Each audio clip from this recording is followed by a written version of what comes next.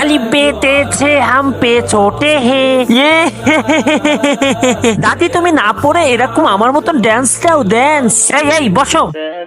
আম্মা তুমি পড়ো। अली बेटे से जिम है खे ডাল और চাউল। এই চুপ করো মৌলানা সাহেব, আমি মুখস্থ করতে চাই কিন্তু ভুলে যাই আর আমার ঘাড় ভার ঠেকে। এই বইটা নাও, কালকে তুমি এটা পড়ে আসবে, ঠিক আছে আম্মা? ঠিক আছে। তার আগে বন্ধুরা, তোমরা কি আমার মতন আল্লাহকে ভালোবাসো? তাহলে এই চ্যানেলটি এক্ষুনি সাবস্ক্রাইব করো। আলি বেতে ছে, আম্মা তুমি পড়া বলো।